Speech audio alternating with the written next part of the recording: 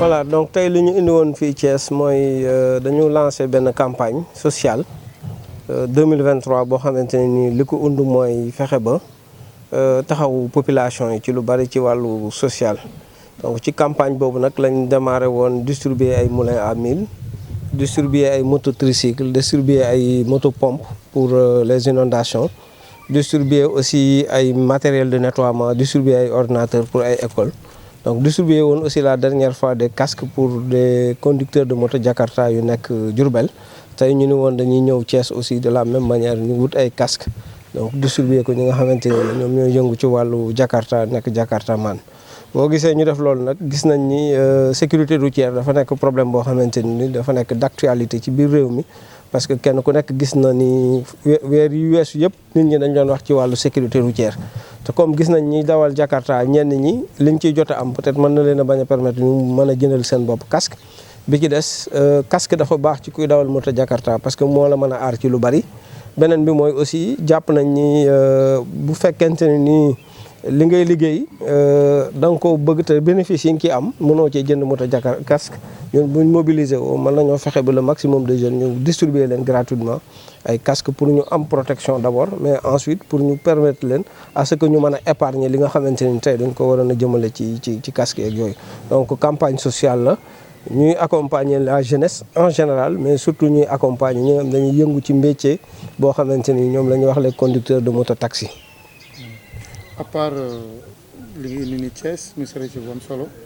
yan mooy yeneen projet yi nga xam ne ba tey mouvement bi mu ngi ci yow yaa ngi ci. waaw yeneen projet yi bari na am na yu ma ci cité sànq mooy distribution moulin à mil pour les groupements de femmes. cité nañ ci aussi formation pour renforcer l'employabilité et l'autonomisation des femmes ñu tàggat leen ci métiers yu bari mais aussi cité nañ ci financement ak accompagnement des femmes en passant par la formalisation. fexe de telle sorte que jigéen ñi nga xamante ni yore nañ ay mbootaay. te formaliser wu ñu jëm leen a accompagner bañ mën a formaliser wu créer seen GIE mais ensuite ñu accompagner leen bu doonee dañoo bëgg formation ñu former leen ci mais aussi bu doonee dañoo bëgg financement aussi ñu jaaral leen ci yoon yoo xam ne dinañ mën a bénéficier wu financement. mais jeunesse bi aussi en général dañ leen di accompagner ci seen ay projets par exemple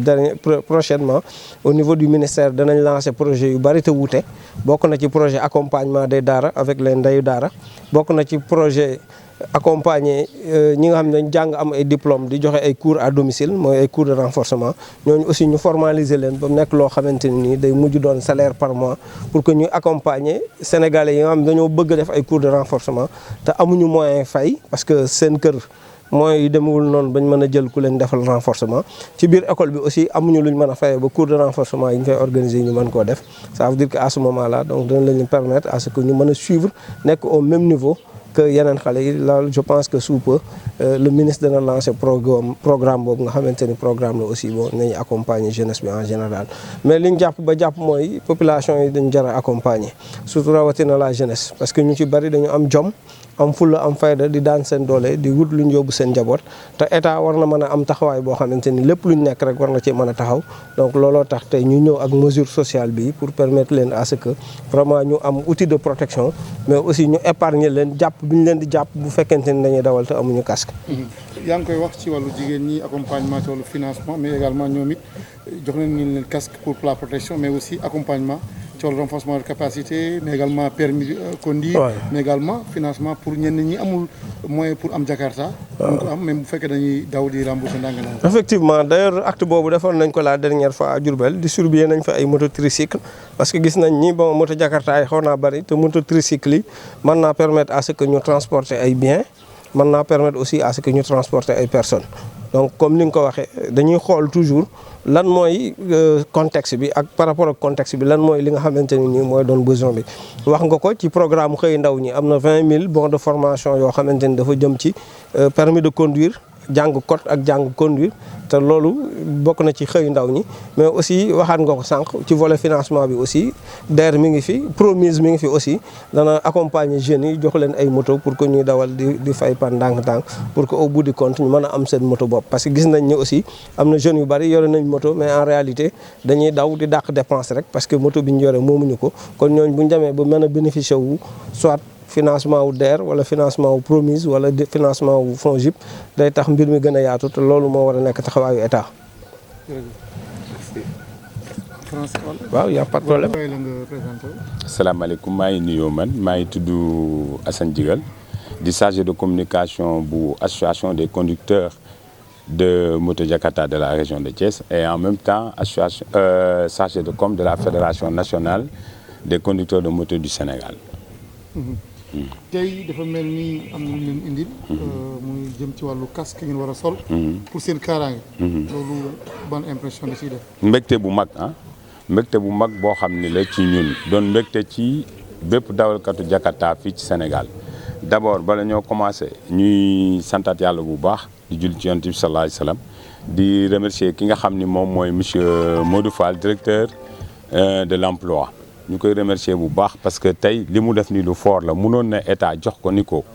pour mu liggéey jëmale ci askanu Sénégal mu jëmale ko feneen mais wane na ni ñoom sénégalais yi ñoo leen ñor du ma wax ndaw ñi sax mais sénégalais yi parce que liggéey amul âge amul ab tant que ñu ngi gis nit ki mu taxaw rek am kàttan am fu mu mën a liggéeyee ñu ngi ciy jàpp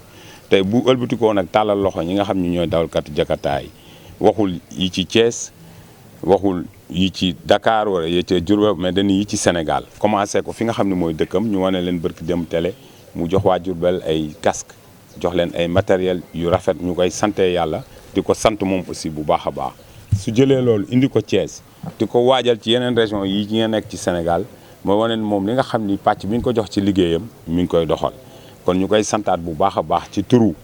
fédération nationale des conducteurs de vélo taxi du Sénégal mais ci turu ki nga xam ni mooy Samb Koumba Samb jiiteel association des pratiquants de moto de la région de Thiès kon ñu koy wax encore une fois jërëjëf ndax xam nañ ni moom ndaw Sénégal ñoo ko ñor xam na ni bëgg na jeunesse bi am lu ñu réussir ci àdduna parce que tey dawal Jakarta dafa metti dawalkat Jakarta day yow 6 heures du matin tegu ci tali bi di liggéey mais ki la woo xam ni li lay aar ci lu njëkk mooy casque mu uti ko jox la ko ni la dee ko sol di liggéey xam nañ casque li muy jar yombul cher na mun la sol ko 1 2 aar la ci pour nga mën di dem di liggéey mais ci kàttan suñu borom ngay wàccaat di ñibbi ci sa njaboot kooku bëgg na jeunesse boobu am dara yóbbu seen kër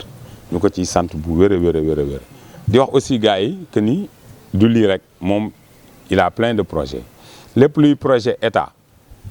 yu mu indi ci dëkk bi moom te xam na lan la xam na lépp lu emploi war a def ci dëkk bi xam na lan la ñun yàgg nañu waxtaan ak moom ci projet yi mu doon affaire yu bari yoo xam ni digguñu daf ñoo wax ni ñu lenn lu ci nekk am na app ñi ngi négocier ak ñii bu ñu jotee lii dinañ defal lii ndawu Sénégal bu ñu jotee lii dinañ defal lii ndawu Sénégal bu ñu jotee lii dinañ defal lii ndawu Sénégal kon tey bu ñu demee ba mu commencé projet yooyu kon dañuy jàpp ni kii la mu ñu waxoon dëgg la ndax mënoon nañoo ñëw mu waxee ñun wax boo xam ni waxu ku la dig la di la ndax wala mu wax ñu ni dajale leen mbooloo ma jaar foo wax dem mais defu ko dafa bàyyi ba nga xam ni yëf yi jot na mu commencé kon naam Sénégal xam nañu région bu nekk Sénégal rek 14 régions la tey boo jógee Diourbel def fa dara tànnaat Thiès ni dama fiy def dara ñun xam nañ ni yeneen région yaa ngi koy xaar Louga Kaolack ainsi de suite kon dañ koy ñaanal yàlla may ko fan bu gudd ak wér defal ko état du Sénégal ba ñu mën li ñu mébét ci jeunesse bi ñu yeggale ko ci wàllu emploi donc au nom de notre association des pratiquants de moto de la région de Thiès au nom de notre président Samb Koumba Samb ñun ci nañ koy gërëm wax ko ñu ngi lay sant di la gërëm xeebuñu ko bu doon ñaar xeebuñu ko rawatina nga indi 100 casque égale sauver 100 vies su fekkoon tey ñi ko mën ñëpp chaque jour ñu sauver 100 vies defe naa kon Sénégal day daal di dox bërki démb rek Thiès am na accident mortel bu metti ça fait pas 3 jours kooku bu soloon casque du dee suñu borom mooy rey mais bu soloon casque boo ñëwee xool choc bi xool fi mu dal xam ne bopp bi moo tax mu dee kon tey ñu ngi koy sant moom di ko gërëm bu ñëwee fii ci Thiès indi fi lii defal ñu ko bu ko neexoon mu jël ko ni naam état moo ko jox dem yamale ko fu mu dëkk fa lay gën a safee kon Diourbel toog fa def fa lépp mais da leen a jox seen wàll ni leen Thiès am nañu wàll Louga am na wàll Kaolack am na wàll dama fas yéene sillonner Sénégal pour doxal loolu kon dañuy wax monsieur Modou Fall directeur de l'emploi vraiment jaaraama ñu ngi lay gërëm di la sant non seulement ñu ngi koy gërëm di ko sant yamul foofu parce que ki di projet di jënd ay moto tricycle di ko joxe parce que moo xew moo nekk ci jamono di jël ay financement di ko jox jigéen ñi bëgg a jël financement yooyu mu yegg ba ci conducteur de vélo taxi Jakarta yi parce que xam nañ ni ku la jox moto nga koy verser chaque jour 2500 boo demee ba ñu jox la financement nga jënd sa moto di verser waat sa bopp di fay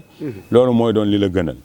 te projet yooyu yëpp mi ngi ci te taalibe la ñun xam nañ ci dara ndax yàgg nañ dem ci moom mu ñuy recevoir ñu koy déglu bi ñuy recevoir rek léegi yàgg na su fekkoon nit la boo xam ne dëgguwul day def ay gestes nga kontaan mu dem nga dem mais dafa bàyyi ba app bi jot ba lépp yomb mu indil ñu tegal ñu ngi ñaan yàlla yombalal ko mbir yi ba mu indi ko fii ci Thiès ci biir association bi gars yi ñi ci war a bénéficier wu yëpp bénéficier wu ñu ngi ñaan aussi yàlla yombalal ko lafal ko cat moom ak digganteem ak gouvernement du Sénégal di ñaan yàlla lafal ko cat moom ak digganteem ak ministre de l'emploi moo xam ne mu bëgg yàlla na ko yàlla defal ci turu conducteur de vélo taxi Jakarta yëpp jërë ngeen jëf wasalaam. voilà léegi nga jot sa casque ci loxoy directeur de l'emploi Modou Fall. lan nga yëg. waaw kontaante gu métti ku mën naa sama xol daal sedd na guy ndaxte tey jii képp ku fi taxaw rek sa nga nekk conducteur Jakarta tey am na loo yëg ndaxte lu toll ni directeur de l'emploi ñëw tey fii Thiès maanaam yëkkati ay casque di ko jàppale conducteur Jakarta yi kon loolu nekk na loo xamante ni lu rëy la si ñun ndaxte képp koo xam ne maanaam sécurité routière rek maanaam li nga si njëkk a jiital mooy casque képp ku la jox casque tamit maanaam kooku mu ngi lay jàppale. casque nag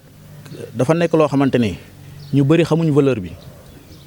soo déggee man la ñu bëri xamuñ valeur bi am na ñoo xamante ni bala ñu mën a sol casque ñu xam ne fee dañ fay jàppe ngir casque am na ñoo xamante ni bala ñu mën a xam valeur casque yaakaar na ne police bi daa taxaw fee ñu war a mën a sol casque loolu nekkul valeur casque casque da nga koy sol ngir aar sa bopp bala la keneen di la aar ndaxte ki nga xamante ni tey jii andi na lu valeur bu toll nii joxuñu ko ñun ñoo war ñun war nañu rus sax taseeg moom si mbedd mi solootuñu casque képp ko taxaw fii war ngaa rus loolu kon casque yi ñu jox neen koy sol ngir yàlla ak yonente bi sa casque tamit biñ ko solee dañ kaa war a korese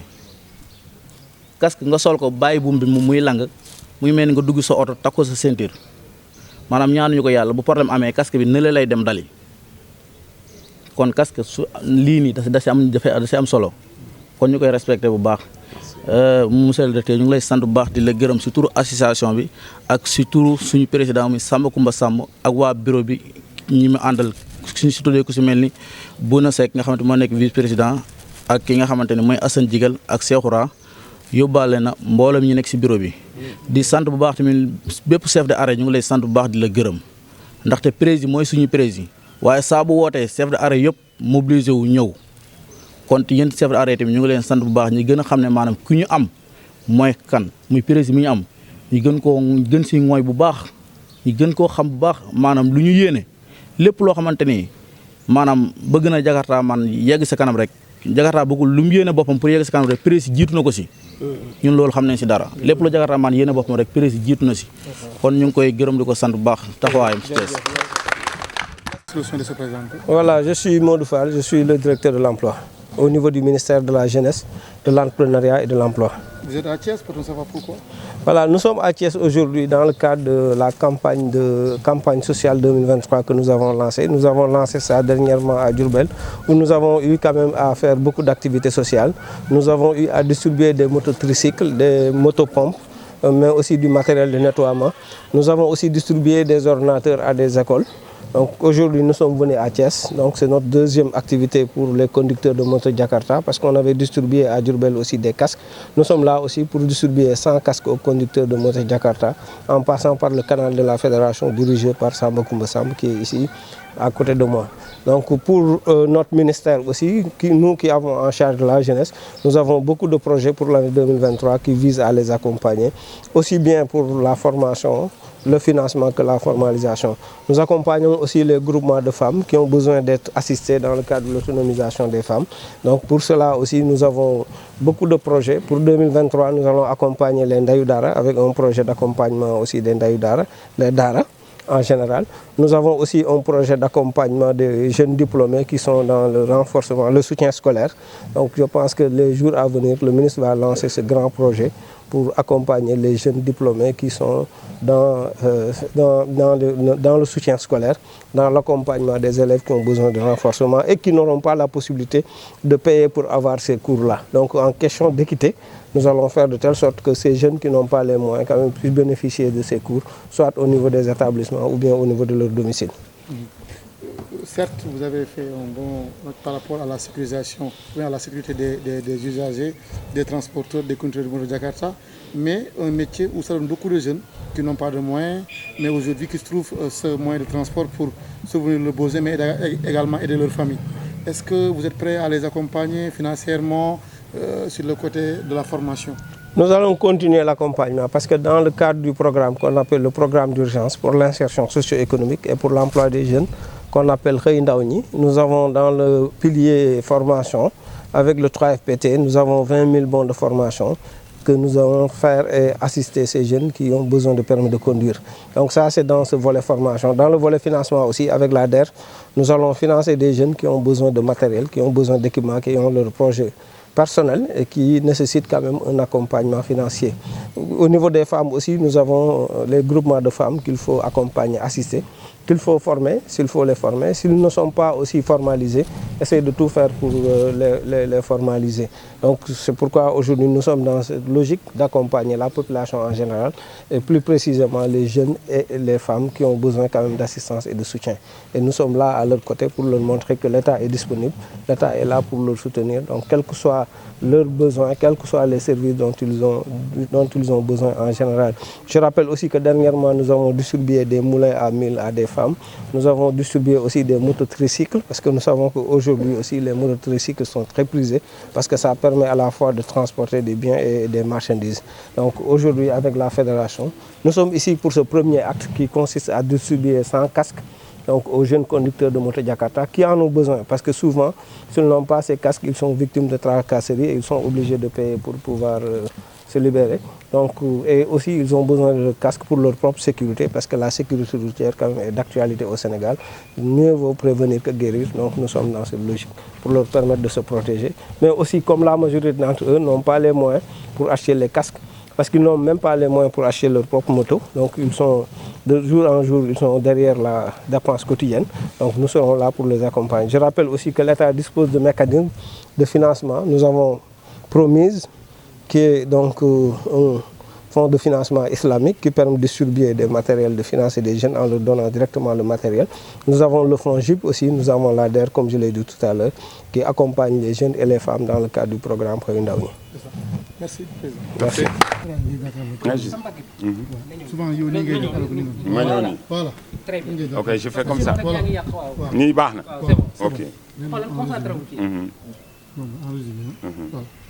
Bonjour, je me présente, je m'appelle Hassan Djigel, je suis chargé de com de l'association des pratiquants de moto de la région de Thiès, en même temps chargé de com de la Fédération nationale des conducteurs de vélo-taxi Jakarta du Sénégal. Ouais. Comment vous appréciez ce geste de Modou Fall qui vient de vous offrir des casques pour votre sécurité? Sincèrement, en grandeur, nous disons un grand merci à M. Modou Fall, directeur de l'emploi des jeunes. Nous sommes très contents de le recevoir au niveau de la région de Thiès. Une fierté pour nous de le recevoir en tant qu'un Sénégalais, en tant que directeur de l'emploi. Quand on dit directeur de l'emploi des jeunes, il te rectifie, il te dit non, directeur de l'emploi, parce que ces projets ne s'arrêtent même pas au niveau de la jeunesse. Pour M. Modou Fall, faire travailler les Sénégalais, c'est ça son objectif. Donc nous, en tant que conducteurs de vélo-taxi, nous lui disons un grand merci. Au nom de l'association des pratiquants de moto de la région de Thiès, mais au nom de la Fédération nationale, mais surtout au nom de Samba Koumba Samb, qui est président de la dite association de la région de Thiès, mais de la dite Fédération du Sénégal. Donc on le remercie à vive voix, nous lui disons merci. Ce qu'il vient de faire pour nous, 100 casques offerts au niveau de la jeunesse, au niveau des conducteurs de vélo-taxi Jakarta, est une très belle chose que nous accueillons à bras ouverts. Et nous lui disons encore une fois merci. Sachant que ces objectifs, c'est de voir cette jeunesse travailler, réussir dans un contexte très spécial. Qui dit conducteur de vélo-taxi Jakarta parle de sécurité routière. Aujourd'hui, premier pas pour la sécurité routière, c'est de porter des casques. Parce que si tu ne portes pas de casque, tu es exposé au niveau de la route. Tout dernièrement, au niveau de Thiès, il y a eu un accident, un accident mortel au niveau de la gendarmerie sur la route nationale. Ce jeune, certes, c'est Dieu qui tue. Mais s'il avait porté un casque, là, vraiment, il serait sauvé aujourd'hui. Nous disons donc merci à M. Modou Fall qui est venu sauver cette jeunesse, qui est venu tendre la main à cette jeunesse pour leur faire comprendre que vous avez le droit de travailler, mais travailler dans la sécurité. Les objectifs du président Samba Koumba Samb,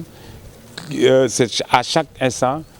conseiller, demander à ces jeunes de porter des casques. Aujourd'hui, en parfaite collaboration avec le directeur de l'emploi qui est venu lui offrir des casques, nous ne pouvons dire que merci au nom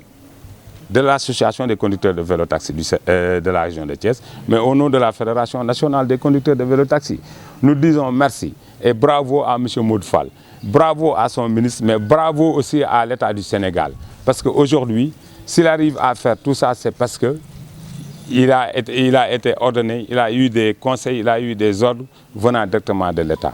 M. Modou Fall remercie l'État du Sénégal. Mais nous aussi, nous remercions l'État du Sénégal au nom de M. Modou Fall et au nom de Samba Coumba Samb, président de la dite fédération nationale. Nous lui souhaitons aussi une très bonne continuation au niveau des autres régions du Sénégal.